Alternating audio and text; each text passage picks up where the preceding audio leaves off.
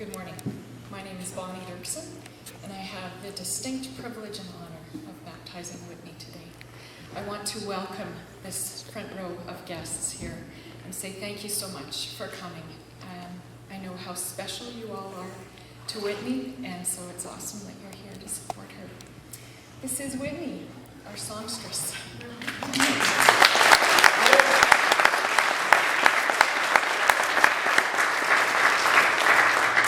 Before Whitney shares her story, Taya Zurin, who is Whitney's cousin, has an encouraging word. Whitney, I've loved every minute we've spent together since you've opened that door to your heart for God. We have this amazing relationship together as cousins, and every day when I think about how much you've grown in your faith and the person you've set yourself free from, it leaves me with overwhelming feelings of joy and happiness for you.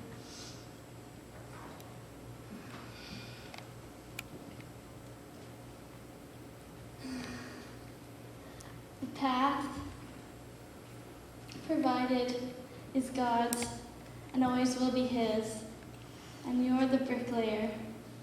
And as you pull those bricks out of your backpack, the path becomes a foothold as you continue to walk along. God knows your path. He has a plan, and although at times you may feel like you're being weighed down by your backpack, God is the one who helps you remove the bricks from your bag and brings you rest and peace. Joshua 1, 3, and 5 say, I will give you every place where you set your foot, as I promised Moses. No one will be able to stand up against you all the days of your life. As I was with Moses, so I will be with you. I will never leave you nor forsake you. So today I encourage you to form that path in your heart and run to Him with your arms wide open, ready to surrender all of yourself to Him. Know that the pathway will always be there, and no matter if you try running as far away from it, it will always lead you back to God. God seeks you out as you walk or run along this brick path, and He will always be there to hold your hand, no matter which direction you go in life, because He is your foothold. Joshua 1:9 says, do not be terrified, do not be discouraged, for the Lord your God will be with you wherever you go. Where are you at? I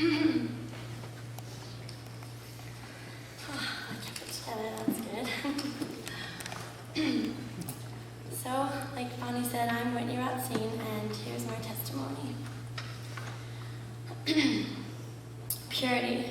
It is something that you cannot gain by living your life the way you think you should be living it. Through purity comes acceptance. How could one not be accepted if they maintained a pure heart, a pure mind, and pure intentions? I feel that these statements best describe my cousins Tay and Joel.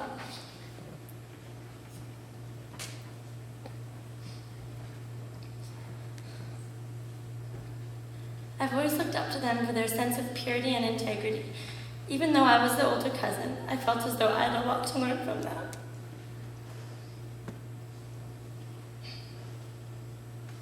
As we grew older, I saw myself as more tainted and them as more pure.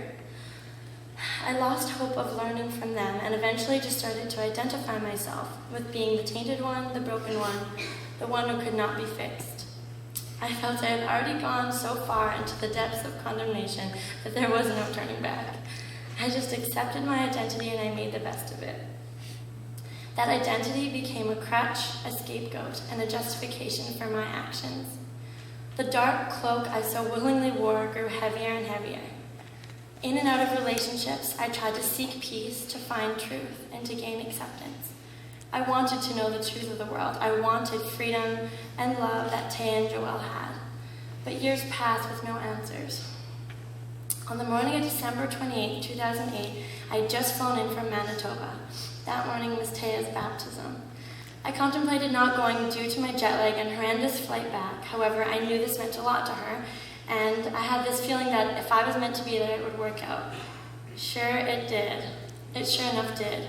And more importantly than I expected, I had arrived at this church, not knowing what to expect, but was overjoyed to see Taya glowing with radiance. When the baptisms began, Taya and Joel started to sing. Their voices carried me away like angels. For that moment, I felt so connected to them in a different way than ever before. It was as though I had a glimpse of their purity that I once longed for. As the minutes passed, I became more and more drawn into their sweet angelic voices. It was as though each note was reaching out to me and lifting me up. Maintaining my composure, I prepared myself for Taya's testimony. As she shared her testimony, by the grace of God, my tears began to flow. At that moment, I had this sense of understanding, which left me feeling with enormous sense of joy and peace. As the days passed, I spent more and more time with Taya, trying to comprehend what was going on inside of me. My journey began spending countless nights in Taya's warm embrace, weeping as I felt the love flow through me. It was as if the tears were washing away my brokenness, with truth and clarity soon to come. It was the first time in my life where I felt all the hurt and pain placed on my heart melting away, and that dark cloak was slowly being lifted. As I read 1 Corinthians, I received the Lord's word. We don't yet see things clearly. We're squinting in a fog, peering through a mist, but it won't be long before the weather clears and the sun shines bright. We will see it all then, see it all as clearly as God sees us, knowing Him directly just as He knows us. All my life, I had felt like I was squinting in a fog and peering through a mist. There were times when I thought I was seeing things clearly, but found myself deeply misled and mistaken. I realized that the purity that I had been searching for so long ago was right here all along. Once the dark cloak was removed from my heart, a sense of truth and acceptance was emanating from within me. This was the grace of God. Once I let Him in, He set me free. Finally, I was feeling peace, truth, freedom, and love. So, God has provided me with what I was searching for all along. He has redeemed me with His purity, He has removed my sins, and He has